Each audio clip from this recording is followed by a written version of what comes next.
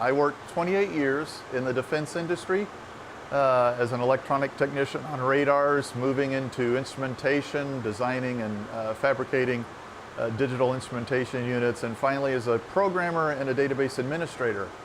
I loved my job. It was cutting edge, never boring, always changing, and I had no intention of ever doing anything else. I had job security and I was in my comfort zone.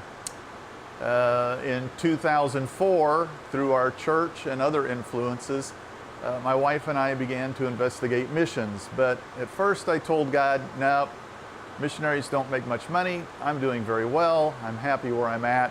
And besides, you want me to be a good husband and father to my children. I tried that literally for 2 years, arguing with God. And in 2006, God got it through my head that He could provide for me anywhere. So I went to my wife and I said, I think God wants us to be missionaries. And she said, I know, He already told me. I've just been waiting on you. So that started our journey with Wycliffe. When we investigated with Wycliffe, we found out that there were over 300 IT positions open globally. And the need was pretty great. And I knew why God had called me. Since joining Wycliffe, I have never ever desired to go back. Serving here, I'm not a translator. I don't have the capability to be a translator. But yet, I can do things translators can't. Computers are now an integral part of Bible translation, and everybody uses them and everybody needs them.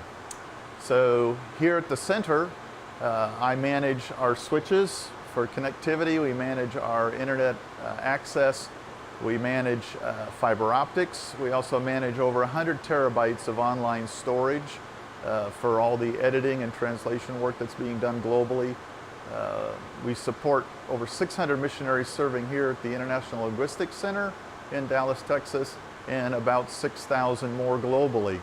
So while before I felt I had a really fun job and had a big impact for our country, now I feel that I'm doing something that has an eternal value. One of the saddest experiences I think I've had since becoming a missionary was after giving my story at a banquet. I sat across the table from a man who told me that his story was the same as mine, except he had said no, and he always wondered what his life would have been like. I am so glad I said yes.